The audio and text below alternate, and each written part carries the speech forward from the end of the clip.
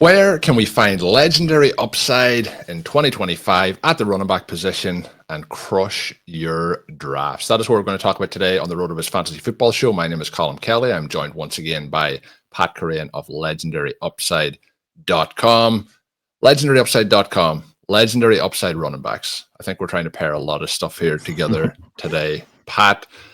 But Legendary Upside was something that you focused on a number of years back, and then obviously is growing into a website and a business for yourself. But for the listeners, define Legendary Upside. Yeah, so I wrote an article over at NBC, RotoWorld, when I was working there, looking at these running backs who kind of break the fantasy season and make the, make it be like you had to have this guy. And this is, the previous episode was really best ball focused. This concept does apply to best ball, but I actually wrote it more in the vein of traditional redraft leagues, where being able to have this guy just like locked and loaded as your starter was just very, very powerful. But when these guys have turned in one of these incredible seasons, you obviously want them in every format of fantasy. So I was looking at running backs that scored 23 plus points per game, and then just trying to figure out, like, what do these guys look like? How can we find more like them? Pass catching is a huge component.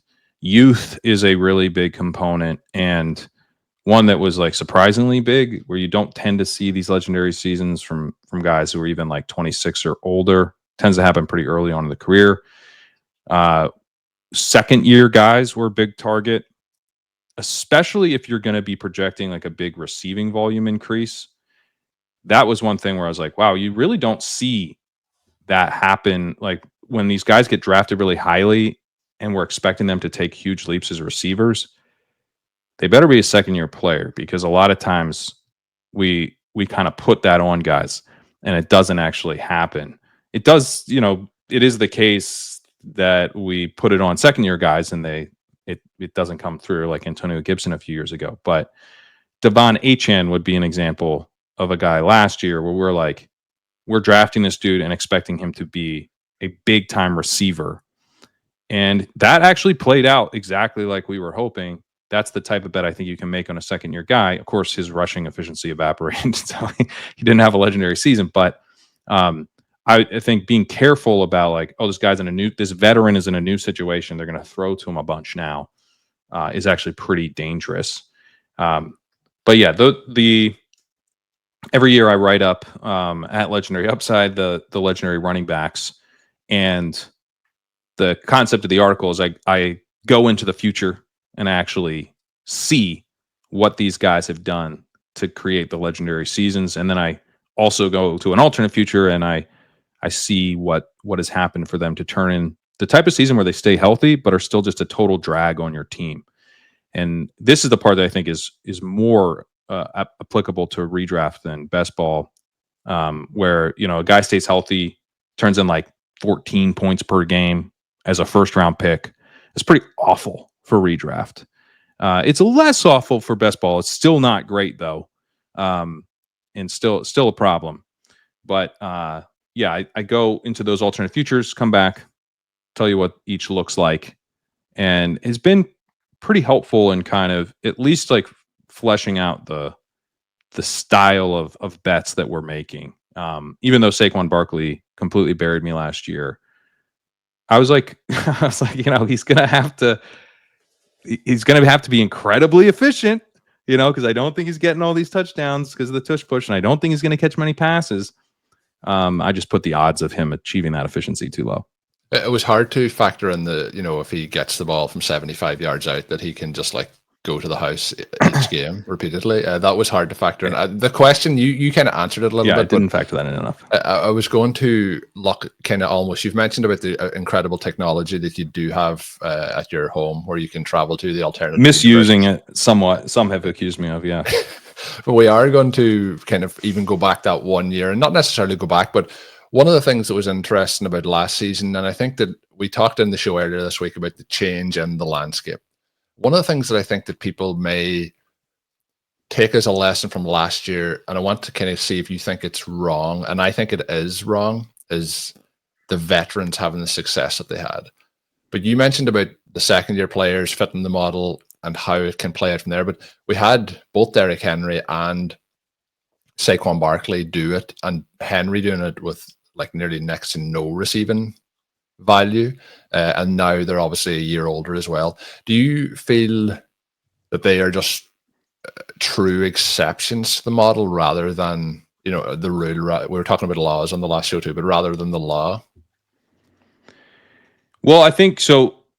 The legendary running back idea was really about running backs in the first 2 rounds, where you're paying this huge price and you're giving it. In the last show, we talked all about, what can you get later at receiver, and how in like round 3 and 4 and 5 and 6, you're starting to like be like, I can maybe get this profile later actually.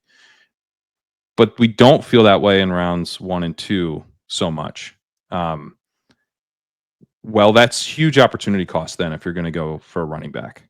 And so if you are going for a running back, they better have a lot of ceiling, because if they don't, if they just turn in that kind of like, oh yeah, this is fine, they're productive, you're going up against teams that went to a receiver instead who's having a really strong season. Not as strong of a season as like the best running back in the league will have, but a very productive season, easily beating your running back pick.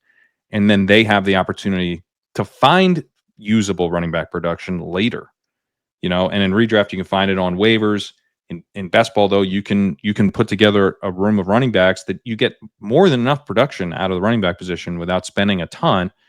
And you're just like really behind at that point if you've got one of these running backs. I use Mike Leone's term silent killer for these types of bets or these types of outcomes. And yeah, so that's where you look at Derrick Henry last year. He cost, like on Underdog, he was at the 3-4 turn, or maybe mid to late third, depending on the point in the summer. And that's it's a different, like, we were taking Christian Kirk around the same range. So your opportunity cost is dramatically different. And Henry crushed at that price. But his price has changed significantly now.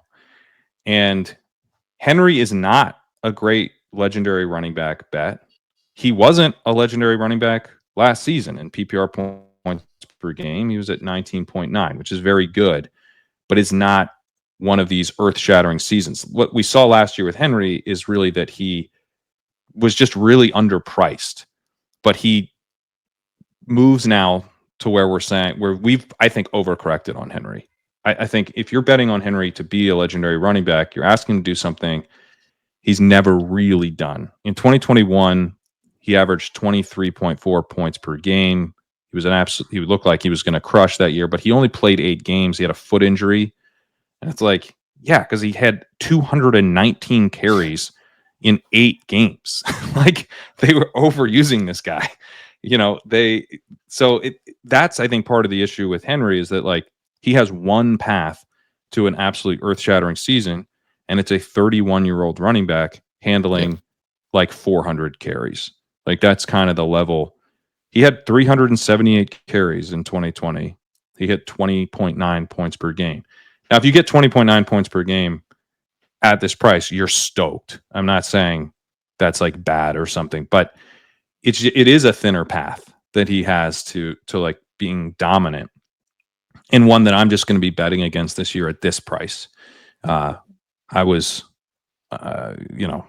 unhappy with betting against him last year. Another thing, we talked about in the last show, trying to kind of rethink some of the ways that we're attacking drafts and consider, like, is this profile appropriately priced?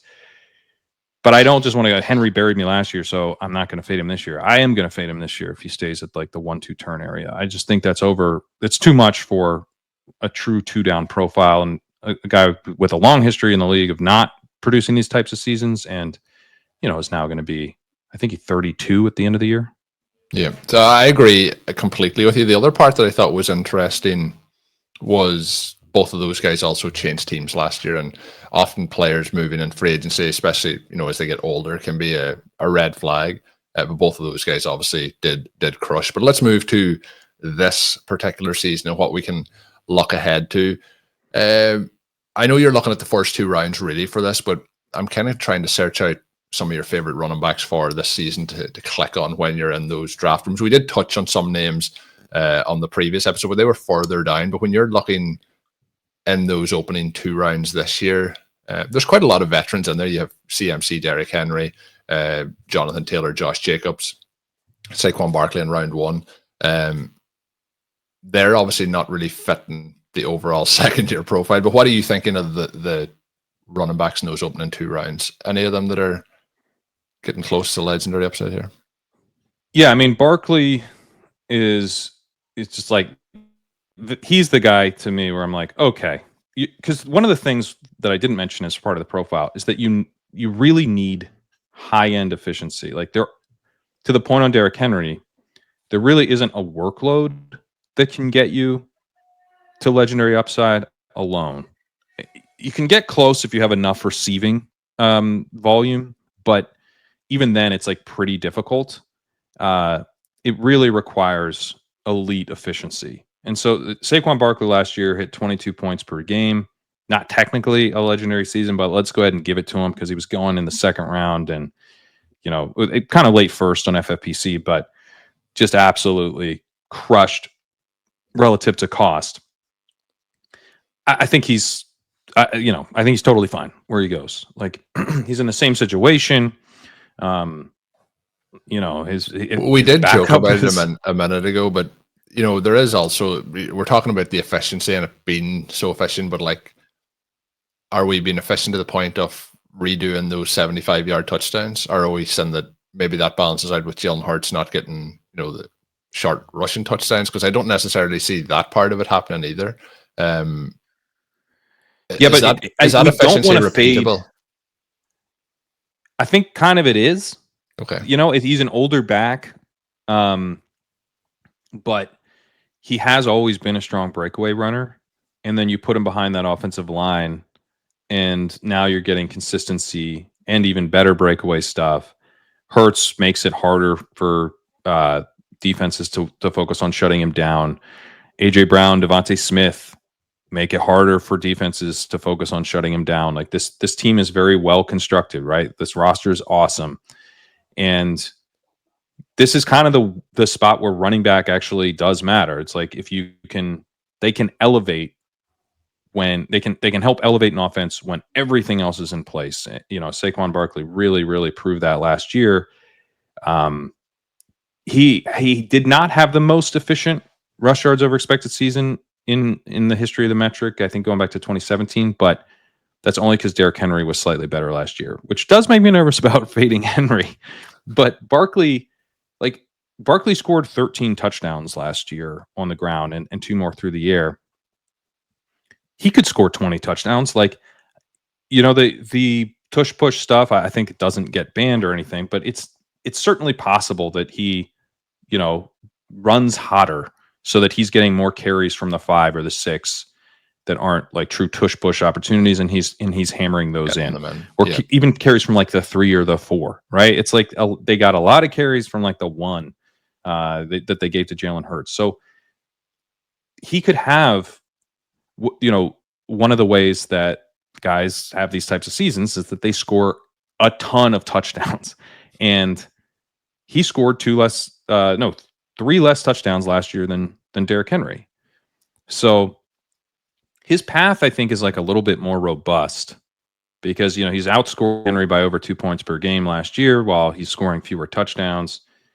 He does add more as a receiver, like significantly more, even last year, even with the Eagles dominant in not needing to pass much. He did have 33 receptions, so he wasn't a 0 as a receiver. And Barkley, when he had a legendary season as a rookie, it was really on the back of receiving ability, and he was a good receiving prospect. So it's not that he's like a 2-down player. It's that he's in a situation that probably doesn't lead to a ton of receptions. But the team was so efficient last year as well, where they didn't need to pass. Like we've seen how much it affected, the wide receivers as well, where they like were up so much at halftime they were just like finishing the second half out. Yeah, exactly. So it's like he benefits from that. He benefits from them just running the ball down people's But throats. he may also benefit from the fact if they were 7 points down entering the third quarter that they're like doing some drop offs in the fourth quarter. 100%. 100%. That's where, like, with Barkley and Henry are different bets to me because Barkley has receiving ability as a player, and he has a history of high-end receiving volume. It's been a while since we've seen like really, really high volume, but we've seen much more than we got last year. I don't think that's a sign that like he's done as a receiver, given how awesome he was as a runner. I think it's a sign of how the offense was operating last year. Now, I don't expect, Jalen Hurts to be like checking down to him constantly. He's not that kind of quarterback, but I do think that like if some of the rushing efficiency falls off a little bit, if they're running a little bit less, he could make up for some of that with receiving volume. So Barkley last year, I was like, I don't know. Is he really still Saquon Barkley? He hasn't looked like that for like a number of years. It's been a while. And last year was he emphatically, yes, he is Saquon Barkley. So with that knowledge, am I going to be like, well, the situation's exactly the same. His backup is a guy who couldn't beat out Kenny Gainwell. Like, are they really like? No, it's just. I'm not. So you're I'm not telling going me, to fade Pat, him. it was a mistake to draft Will Shipley last year and not draft Saquon Barkley, because that's certainly where I was. I like Will Shipley a lot this year, but it's because he's got some contingent value, not because he's coming for any touches. I think Barkley is a good bet. I like Jefferson and I like Lamb. I like Puka. I'll probably be slightly underweight Barkley to have more of the receivers like Jefferson and Lamb there, but certainly not someone I want to be truly fading. Gibbs has been one of the RotoViz Overtime favorites over the last couple of seasons, and obviously finished last season in a huge way. Helped a lot of people towards the playoffs and winning championships, but he's going in that early first round range. Also Bijan Robinson, and then you have Ashton Jeanty coming in as well. Out of those three, who's your favorite running back for 2025? I think Gibbs is, kind of the poster boy in certain ways for this type of analysis, where he's really, really good. I think he is. I think he's a really good. He's pretty good. He's pretty good. He's a really, really good runner. So last year, if you look at rush yards over expected, it was Henry, then Barkley, then a big gap down to Chuba Hubbard, and then Jahmyr Gibbs was right behind Chuba Hubbard there. Next was Josh Jacobs, Jordan Mason, Bijan Robinson.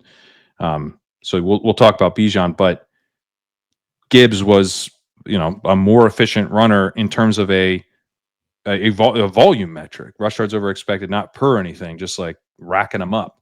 And that I think is pretty important here, because we need Gibbs to be a true 3-down guy. We don't need him to have everything. Kamara has multiple legendary seasons under his belt, and never, well, maybe not never, but in a lot of those years was still losing some work, but he had the receiving work to really elevate him.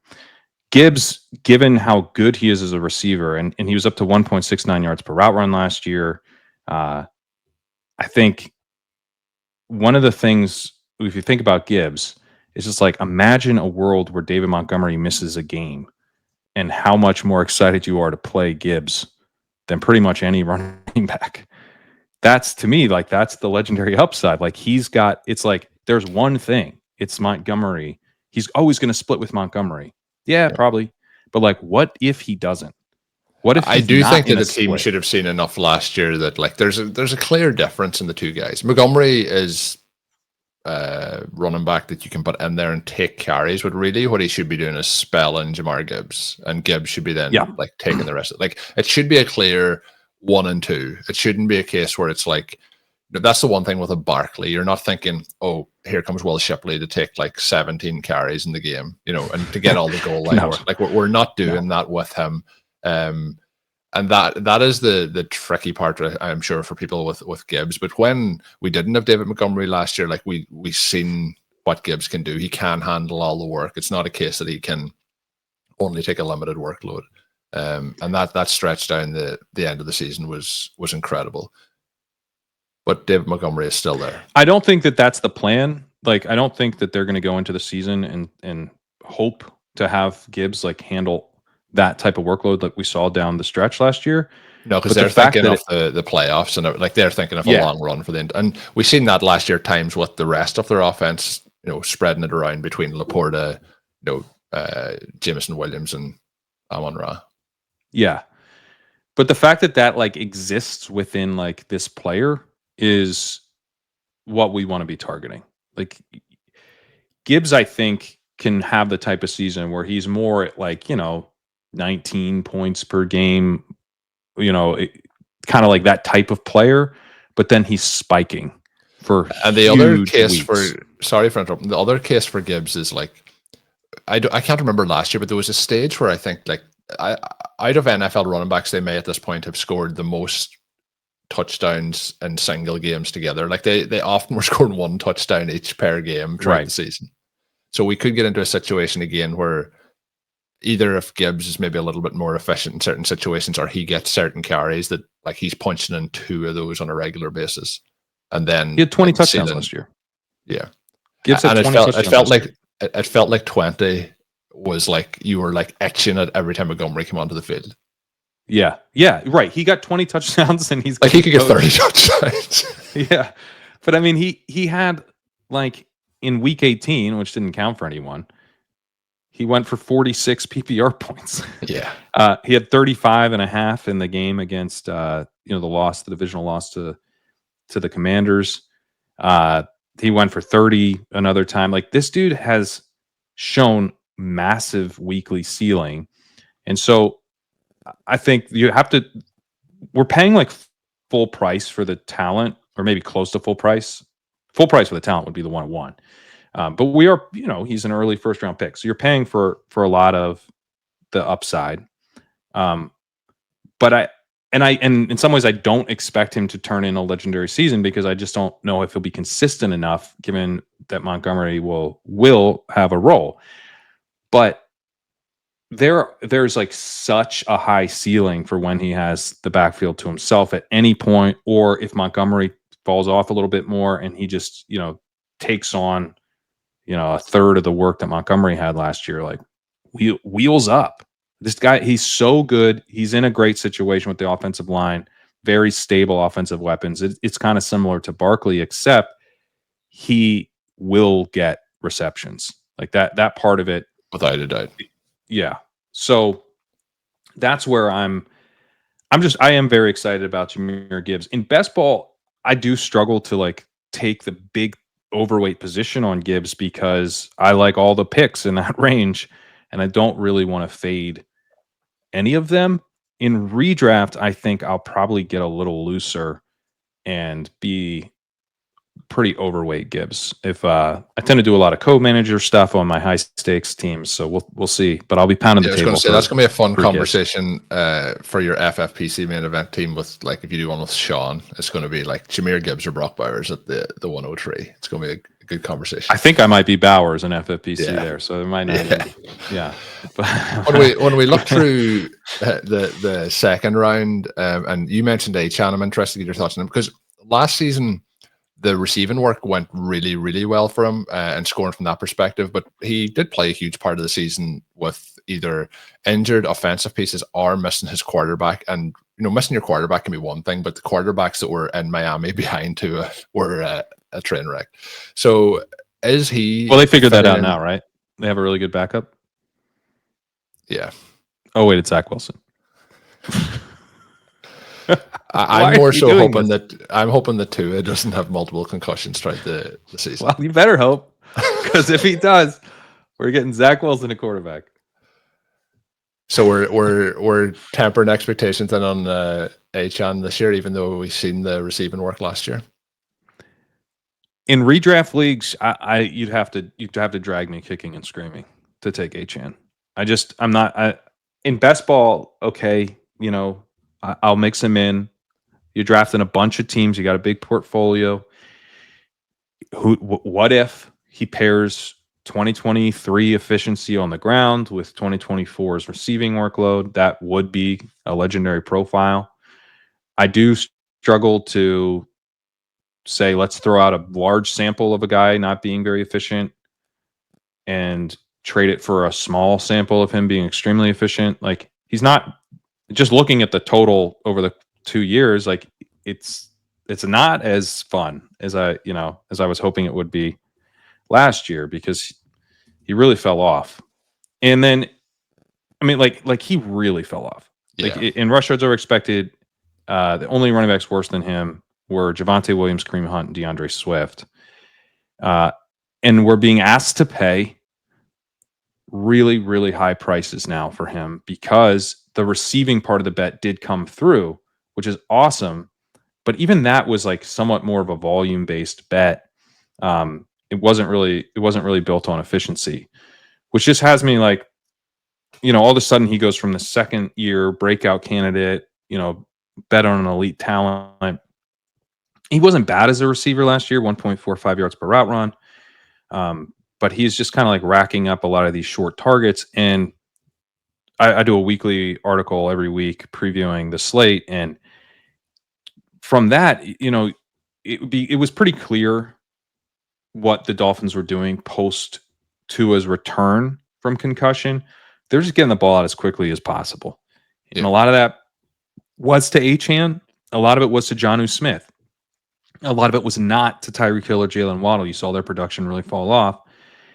That could be the plan again this year, but like, it's not a very good plan. Like, it's kind of them trying to hide their quarterback. Yeah. If a team is like trying to like literally hide their quarterback through dump off passes, that can lead to some production. It's generally not going to lead to like an earth shattering season. We're trying to find the guys who are crushing it in real life. Like, ESPN's doing profiles on these guys. Like, how is this like that kind of level of like real life success. He feels more like kind of fantasy cheat code-ish, and you're betting on, honestly, more on the volume now. So I think in in best ball, he was going at the 1-2 turn before the draft. I was like, what, they could add somebody. They didn't really, Ollie Gordon in the 6th round is not really a concern for the Achane bet. And so and then his price has fallen actually a little bit. So I'm fine with him in best ball. I think he's acceptable, but not really like a big target. But in redraft, again, where I have the waiver wire at my disposal, and I want to find these locked and loaded receivers that I can just have my lineup every week. I just don't think I'll really have much of Achane.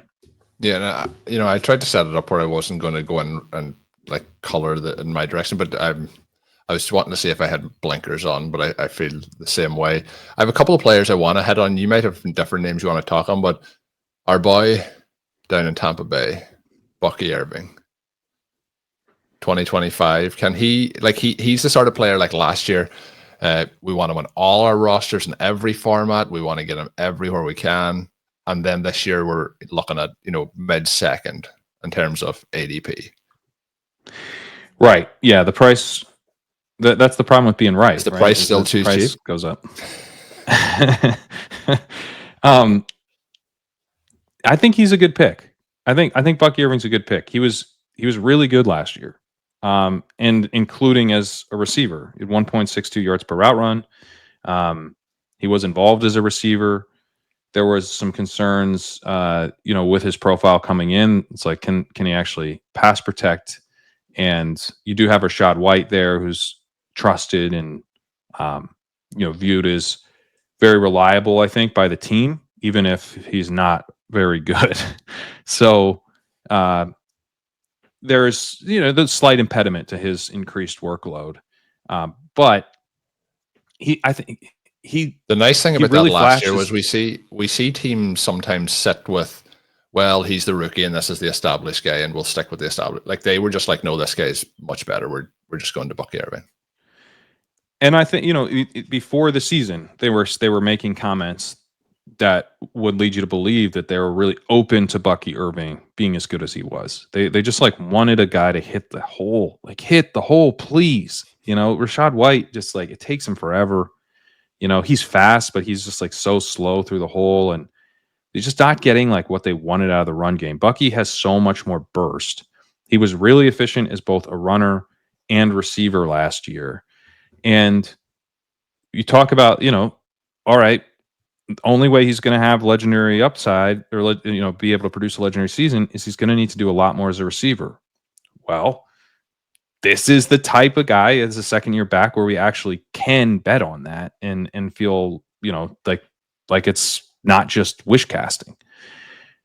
I do think that he could take on more of the Rachaad White role. And maybe it happens down the stretch in the same way that he didn't get a ton of run until down the stretch last year. Maybe he's not like a true 3-down guy until all of a sudden he is to close the season. So I think at this price, Bucky's a target. You're getting a really talented player.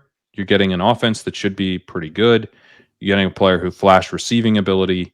You're getting a guy who's splitting with kind of, almost like a perfect placeholder type that he can further phase out. He's not going to get caught. Like, there's no way he can get caught from behind here. Exactly. We have like zero concern that he's going to get caught. It's really about how much he takes from the other guy. It's Gibbs-esque. It's a bit like Saquon. We're talking about, like, Will Shipley, for example, behind him. Like, there's clear he's the starter and he's way behind. And we're like with Gibbs, Montgomery may be there sometimes. I feel like with like the Bucky Irving thing, there's like it's done. Like there's no way. Yeah, I mean, things happen. You could get banged up, and they could end up kind of in a gross split or something. But on just like pure talent, no one's coming for Bucky Irving's job. No. Like it's up to him to improve other parts of his game, like pass protection, so that he can be out there more. And if he does, they're just not going to keep him off the field. So yeah, I do think he has. And I would say, one of the things with the legendary upside concept is like, I'm using, like I want to see 23 plus points per game in the first 2 rounds. But that's like, the further you go down, the opportunity cost does decrease. There's a difference between Ja'Marr Chase and Lad McConkey. There's a difference between Ja'Marr Chase in the lit second. 21.5 points. Yeah, that's kind of what I'm saying. It's like you can lower the ceiling like a little. You still want to be going for the profiles that do have that really high upside. But when you think about like, what do I actually need? I think it's like a slight cut below. He's kind of like the really young version of an Aaron Jones type of profile that we used to take at the 2-3 turn. But I think maybe a little bit even more exciting than some of the later Aaron Jones seasons where we'd had. I think way more. Yeah, we kind of knew like, oh, this guy, he's not going to be more than kind of a 1A. We don't know that about Bucky. He's undersized, but we've just seen, Kyren Williams be like a 3-down workhorse for the Rams as an undersized back. I don't think he's going to get everything, but he doesn't need to as long as he gets enough of the receiving stuff. Like, as long as he gets enough of the receiving. If he can work Rachaad White a little bit out of the receiving and they're giving him some more of the carries, like that would be the way I would love to see it happening, where he's like getting the majority of the receiving work. And the thing with Bucky is he can, as you said, hit the hole and have those big plays as well. So the other part that makes it really exciting for where he is at the kind of mid to late second, we talked on the previous show about the wide receiver cliff and where that first tier is gone. And I'm kind of in a situation where even if AJ Brown's available, but Lad McConkey was gone, like I think it's a clear pick there to take Bucky over AJ for me. Like I think he's just going in a perfect spot. If you go through that first tier of elite wide receivers, like he's the next pick. I'd still probably take AJ Brown, but I get where you're coming from. I mean, he's very exciting. Moving into a couple of other names, I don't know. I'm not going to set up other names in the third or fourth round. Is there any of the guys there who you think are mispriced? You mentioned Kerrane, Breece is there, Chase Brown's there. It's Breece. Breece is the guy who's mispriced. I should have set it up. That's what I was going to. Okay, go ahead. Talk about Breece. Yeah, I mean, when you look at some of the other guys in that range, like Kerrane is a bet on volume, and in best ball, okay, he's not that expensive. The volume is frankly underpriced. If you're getting him in the late third on Underdog or even the early fourth, you're getting a discount on the volume with Kerrane, and in that format, okay, I'll take some. But where am I like betting on the talent? And to me, it's still Breece Hall. People have cooled a little bit on him after last year, but I still think Breece Hall is very talented. And you're getting a situation that is volatile where they're talking about, we want to see all our running backs and everything. Like, by all means, see them, please. See them every day for as long as you want, because I think that's going to lead to a lot of carries for Breece Hall. Like, I really do. Some of the stuff that Breece Hall, he fell off a bit last year, but he's still miles ahead of a Braylon Allen. I mean, Breece Hall, he had just 4 rush yards over expected last year, 38% success rate. Braylon Allen was at minus 58 and at 31% success rate. He was really, really inconsistent and not giving you much explosion. Breece Hall was a bit inconsistent and not giving you the explosion that we wanted when we were taking him in the first round. But it wasn't like, oh God, he's not, we can't have this guy as the starter. He's actually very similar to what Kerrane Williams was last year. But Breece, we have this history of him being extremely efficient in the previous years. And then also we have more of the receiving profile with Breece Hall, where we could actually see him add some real efficiency there. 2 years ago, he was at 1.76 yards per route run. He did fall to 1.26 last year, but it's not like he fell off a cliff. That's still a respectable number. And he was at 2 as a rookie. So there's 2 ways to look at Breece Hall. He's a guy who has kind of trended down over the course of 3 seasons and now has a new coaching staff that's like not sure if he's really the guy. He's got Justin Fields as a quarterback, which is a shaky thing to have. The offensive line isn't great. So you're like, okay, this is a lot of risk. But you also have a guy who was just drafted in the first round after being an absolute smash down the stretch in 2023. And I think he could get back to that relatively easily, because there's not, for me, I think a big part of it is I just have very little concern about guys coming for his job. Like that, those kind of the like quotes of like, yeah, well, we're going to basically like need to see our running backs. I suppose I could be misreading this. Maybe he is like traded or something, but that it's always seemed kind of crazy to me, given the rest of the backfield. So it's not that I don't think the floor is high. The floor is like pretty low with Breece Hall, but I do think the ceiling is high with Breece Hall, where we have these flashes of real talent, 3-down ability, and an offense that should be built around the run. They're coming from Detroit. Everything's working off play action, super, super high play action rates. I think that they will deploy a pretty similar offense with Justin Fields. Like that makes a lot of sense how you would want to use Justin Fields. Like a lot of play action, get him running a little bit. You should have the quarterback mobility helping open up lanes for Hall. So I think that could be a benefit. And Fields does check down some. He's not like this like only runs the ball type of quarterback, even though he's a dual threat. So you're not going to have like a Alvin Kamara type of receiving workload or something like that, but he can pair together like enough receiving to where if he does bring back the rushing efficiency, he can really have some high end ceiling. So like in some ways it's similar to the Achane bet, where you're kind of like you're betting on a return to some of the efficiency in a not ideal situation, but there's some things about the situation that are actually pretty good. But you're getting him in like the 4th, at least on Underdog. You're getting him in the 4th round. His ADP might be slightly ahead of that, but I'm telling you, because I am literally drafting him in the 4th round, that you are able to get him in the 4th. His ADP is 37.9, so he's in the 4th round. Give me him in the 4th round, like that 2v2 talked about in the other show, like kind of the games of 2v2s becoming more important. Like, give me 2nd round wide receiver and Breece Hall in the 4th round over Achane and a 4th round wide receiver all day. So yeah, I'm still getting the upside. I know I'm taking on a little bit more risk with Breece, but this is a conversation about upside. I still think he has it. Last question for you, Pat. and it's about RJ Harvey. You started to like sprinkle him in on the last episode. I said we can no longer talk about him, but we've waited here long enough on this episode. Tell me why RJ Harvey is the best running back pick in fantasy in 2025. Could he hit that legendary ceiling here? Is there? I actually don't think he's a good. I mean, he doesn't have to be legendary. That's like not. I thought you were going to say you don't. Can you say that you don't think he's a good pick? Because that might help with ADP. I think he's a good pick. I don't think he's a good bet to turn in a legendary season. We rarely see rookies turn in legendary seasons. The only guy's been Barkley. Does that make Genty a bad pick? No. Well, that's Genty's still a good pick.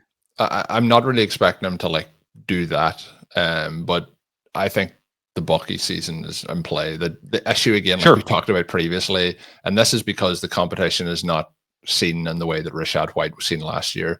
You know, he's going in the 6th round, RB23, like Bucky Irving was going in the 12th, 13th round last year. So there's a big difference in where they're going. But I think the season can potentially even play out better for Harvey if he can prove early on that he deserves more of the work. Yeah, I don't think like Harvey is probably a little more capped. I think Bucky's a pretty good comp actually in terms of what you could be expecting, where he's still maybe, right at the end of the season, it was truly Bucky's backfield. But even as Bucky was emerging, it wasn't like fully under his control. No. I think that we're going to get something like that with RJ Harvey. He's an undersized rookie. He's with a coach who's both been very good for running back production, but has also almost always had a committee. And so I do think that there will be a committee. He's a really good bet for late season production. Harvey would actually be a guy that I like better in best ball because I'm betting on, I need to have those end of the year hits on my roster that I put together in May. Harvey gives me that. He gives me that upside to be crushing, to be putting in his very best game of the season in week 17, which I need to win these tournaments. That's the type of back-weighted upside I think is really, really crucial in best ball because you can't, you don't have the waiver wire, you can't kind of find these guys as easily. You're able to take zeros off your bench and replace them. Like if you're saving your back-weighted production bets for the end of your best ball drafts, you're going to hit a lot of zeros, like I'm only taking flyer running backs that are rookies at the end of my draft. You're going to end up with a bunch of zeros that's really going to hurt your team. So Harvey to me is like Travion Henderson, where it's like, it's a premium. Like the nice thing about Harvey is that he'll probably just produce out of the gate, but then he could be peaking at the end of the season in a way that's huge. At the same time, I don't think that peak is going to be that epic, legendary type of performance, probably because, he is kind of an undersized rookie running back who's best served in a committee, I think, but he should be the 1A pretty easily here. I think you've done a nice job there tempering expectations, Pat, so we do appreciate that here on the show. I do what I can. Yeah. But that is where we're going to finish up on this edition. We did talk to wide receiver Cliff earlier in the week, talk some legendary upside potential on this one. Pat, the NFL schedule came out earlier this week. We are having a game in Ireland this year. It was rumored maybe a month ago that it was going to be the Packers facing the Steelers. It is the Vikings facing the Steelers, so I'm going to have to do with Justin Jefferson coming over here to play some ball. But that means that you have some new updates to some of the tools and such and some of the content over at Legendary Upside. Let the listeners know what they can check out. Yeah, Legendary Upside. One of the things we have is dynamic rankings and a tool called the Sidekick. You can check that out, legendaryupside.com/sidekick. That'll have all of the kind of week 17 correlation type stuff baked in the dynamic rankings. So as you select players, you get a little boost in the dynamic rankings for the week 17 bringbacks and all that. And of course, just for correlation and all the traditional stuff too. But talking schedule, that week 17 stuff will be kind of baked in. And it's also, we help highlight which guys have that with little tags on the players. So you check that out. And yeah, we've got a bunch of content rolling out on legendaryupside.com. Great team of writers over there, including Matt Irby, who does great work for RotoViz as well. Daniel Raz will have an article out soon as well. And all my content is there. So legendaryupside.com, still just $10 a month right now for the all of the content, all the articles, all the rankings. Best ball rankings updated daily. Check it out. Check out legendaryupside.com. This has been Colm Kelly. I'm joined by Pat Kerrane. You can follow him on Twitter at Pat Kerrane. You can check me out at Overtime Ireland.